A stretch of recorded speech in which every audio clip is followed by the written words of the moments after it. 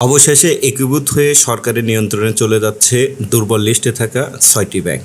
ইতিমধ্যে এই ৬টি ব্যাংকের সম্পদের হিসাব নিয়েছে নিয়ন্ত্রণ সংস্থা এবং এই একীভূত প্রক্রিয়া আগামী জুলাই মাসের মধ্যেই শেষ হবে বলে জানিয়েছেন ডক্টর আহসান এইচ মনসুর।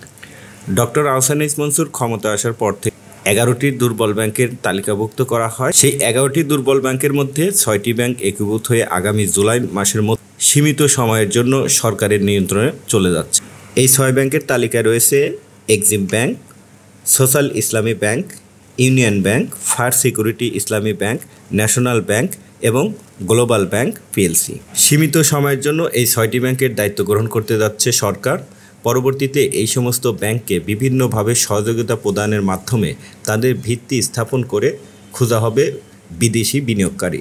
এই সম্পর্কে ডক্টর আহসান এইচ মনসুর বলেছেন, তারপরে এখানে সরকার ওই একই সাথে ক্যাপিটাল ইনজেকশন করবে বাংলাদেশ ব্যাংকও। ওইখানে বাংলাদেশ ব্যাংক তো অলরেডি তাদেরকে লিকুইডিটি সাপোর্ট দিয়েই রেখেছে।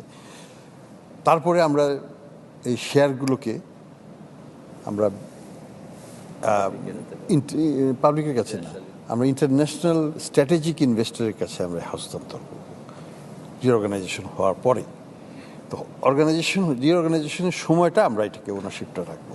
ক্যাপিটাল অ্যাডিকুয়েসি যেটা এখন নেগেটিভ আছে যেসব ব্যাংকের, সেটাকে আমরা 12.5-15% নিয়ে যাব।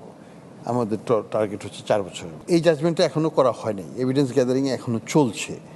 তো আমি মনে করি যে এখানে আমাদের একটু দ্রুততার প্রয়োজন আছে অবশ্যই।